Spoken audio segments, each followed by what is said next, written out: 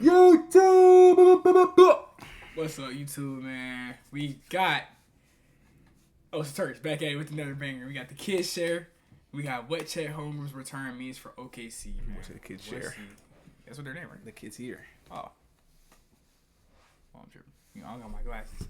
New prescription next Wednesday, guys. Trust. This year has been out for about 2.5 months with a hip injury. But over that stretch, the Oklahoma City Thunder have still looked like the best team in the NBA, which is pretty crazy, considering how Chet is arguably their best two-way player. But now that he's back in the lineup, what exactly does he bring to the table? And how will he fit in this OKC system that's already working very effectively? Give me there. Now, when looking at how Chet fits in OKC's half-court offense, the first thing we have to look at is his spot-up shooting. So far this year, Holmgren is shooting just below 40% from behind the line. Standing at 7 feet, it's really tough for the defense to effectively contest his jumper. If Chet catches with any airspace on the perimeter, he's got the height and mechanics to quickly get his jumper on.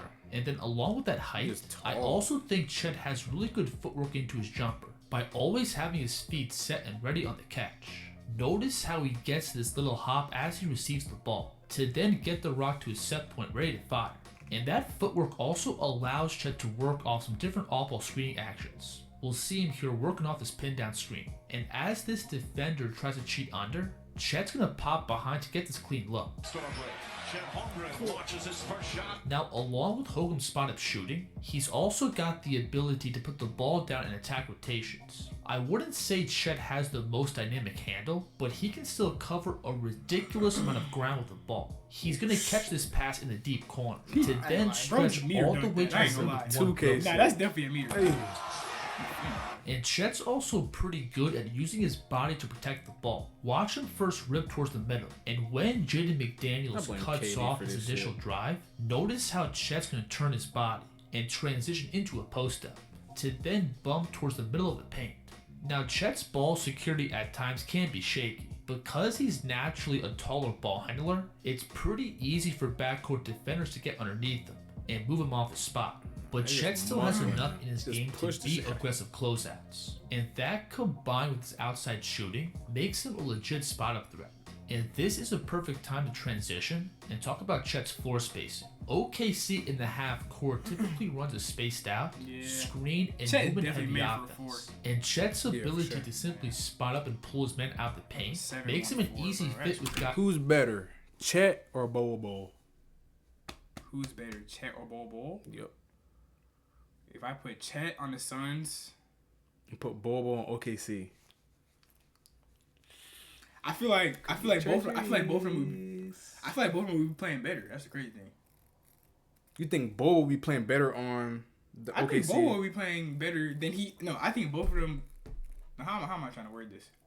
Yeah.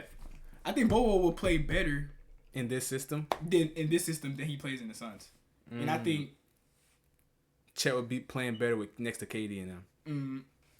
Okay. Guys like SGA and Jaden. Take this play for example. Gilgeous Alexander is isolating against Mike Conley at the top of the key, with Chet spotting up on the ball side wing. And that perimeter threat is enough by itself to pull Nas Reed out of the paint, leaving Conley on an island. And then if Chet's man roams off him and towards the ball, he can both hurt you with his shooting and as Bobo well as with his cut. And then obviously, if you let a 7-footer catch around the basket, it's going to turn into easy points. And then because the Thunder have a bunch of guys who can slash and pull the weak side hot take, bro. Hey, really get at me, though. That's really a hot take. Really hot take for real. Bobo to the Thunder because of his drips. Trade Chet to the Suns. They got no drip. The whole Thunder has drip. Seriously. Hogan can also play cleanup duty on the glass. They're both like the same person. Absolutely wrecks teams who try to play small. Bro. Like, my team of aura. So because Chet can knock down shots off the catch, off the it wouldn't even be a loser. While also having the ability it really wouldn't, because they can win without Chet. Attack rotations, the Thunder can also use him as a traditional off-ball wing. He's gonna blast and curl off his pin down screen to then use his footwork and balance to create a scoring window. And OKC will also use Chet as a decoy. Notice here how Caruso is going to set this flare screen for him, which pulls Nas Reed out of gap giving Shea this lane to attack and make a play. Shade's black. The Thunder on this play are going to use him as a shooter, setting the back screen and Spain pick and roll, and they get an easy lob at the rim. And what I really love about Chet's game is that he isn't a ball stopper. If his initial drive and shot gets walled off, he is going to look to keep the ball in motion instead of forcing up a tough look.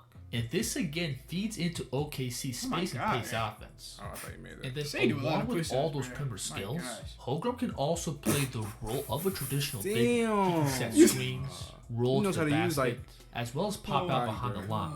When catching on these short rolls, Chet obviously has a variety of ways to score. He can put pressure on the rim or sink these short 10-foot jumpers. And that scoring naturally pulls heavy attention from the defense, opening up more passing options. If the backline defense steps up, he has no problem tossing soft lobs above the rim. But if the weak side defense rotates down, then the kick-out three is wide open.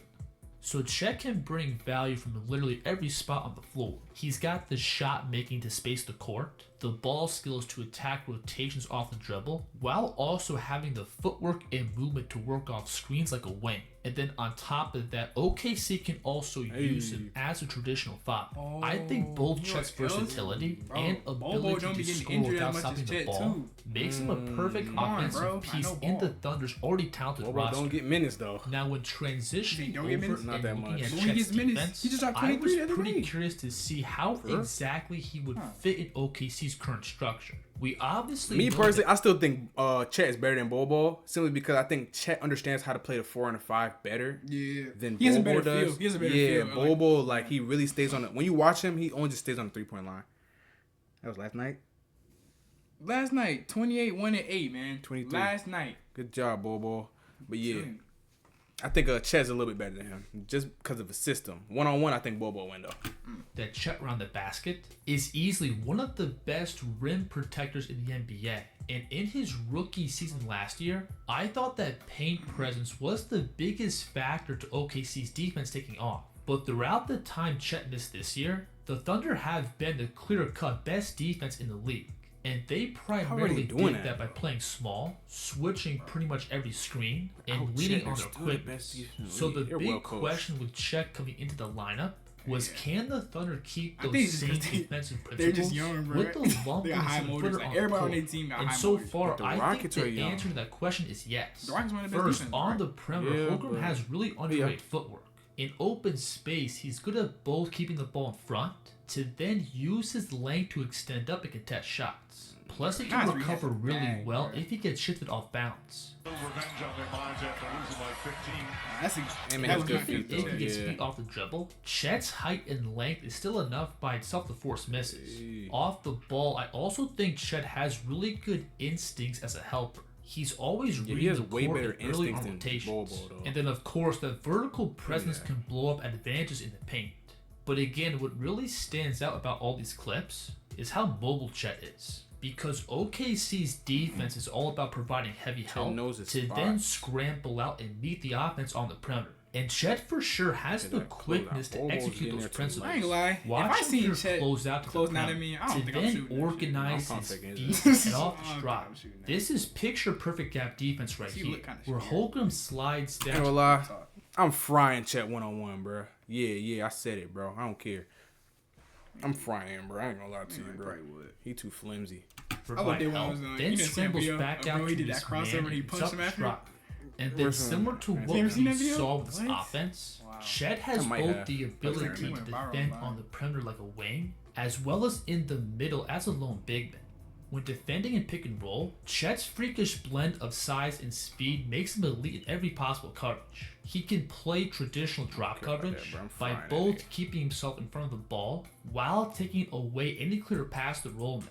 Plus, Chet can step out and meet the ball at the level of the screen, where again his length and mobility allows him to make some ridiculous plays. We'll see him here first slide across to take away the straight line drop, to then recover back to the That's what I'm saying. screener. Chet is very good at in-game. Now, it's also important to note that Chet's definitely not bulletproof defensively. There's times where he'll get put on skates against high-level perimeter scores, and he is vulnerable to blow-bys against elite off-the-dribble slashers. We'll see Anthony Edwards here turn the corner off the screen to his right.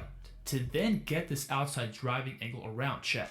So while I think there is a limit to what matchups Holmgren can take on the perimeter, I still think he's a very well-rounded defender. Most of these He's already tough. one of the best rim protectors in the league. Tough, He's got the mobility to switch out and hold his own against backcourt scores. Plus, he has great off-ball instincts. I think all that versatility plays very well in the is going to be system, nothing but a plus for OKC's defense. Because most of them doubles is not really. Why is he doing that? He's doing that so he can have one foot in the paint, or he can play in their quick, aggressive, and switch heavy style of defense. I think when looking at what Chet Holmgren brings OKC on both sides of the ball, he simply gives the Thunder more ways to play. On paper, he may be looked at as a typical stretch 5, but he's got a ton of depth in his game. And his presence on the court might be the deciding factor to how far OKC goes in the postseason. If you enjoyed this video, please like and subscribe. And let me know in the comments what you should break down next. I have a feeling we might see, like, I hope we're the number, damn, I ain't gonna lie, whatever, who's the number 2 seed? The number 2 seed is currently Memphis. Then Nuggets 3. Bro, you know how I feel like it's gonna happen, bro. Nah, I feel like they're gonna drop down. I feel like Memphis gonna drop down to 3, right? Memphis gonna drop down to 3, so they get to play the Lakers. So they get to easy first round. So they get the first round. If we're 7, we might play 2. If we get to 7 before what's name? Who's gonna play 2? The 2's gonna be the Nuggets, bro. Please no.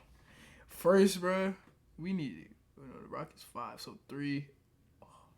Hopefully the Lakers. Hopefully the Lakers do good enough to get bumped to the 3, and we get whoever we get to play the 3rd. So Memphis. If we get Memphis the first round, we're killing that. I ain't gonna lie. Warriors get Memphis first round. We're frying them. Whooping that. That's too easy, bro. You need that first round. I'm not gonna lie. I do not feel like playing Jokic first round or shit. Yeah. I'll take shit first round. I'll take Shea first round. No cap. I'll take that first round. That's not a good first round, though. That's not something you want to play first round. It's not something you want to play first round, but I'll take Shea first round. Somebody got to take Shea first round. That's looking like we might have to play. I'll take him first round, bro. For sure. But I'd rather take him first round than Jokic. Yeah. No cap. For sure. That's besides the point, though. Hey, man. Leave a like, comment, subscribe down below, man. What we thinking about Chet's return to OKC? Is he the deciding factor? No. Because the Warriors are still winning. But we shall see. Man. It's your boy JT. It's your boy Mike. And we got the kids here, another banger, man. We're going to catch y'all in the next video. Don't forget to shout out God.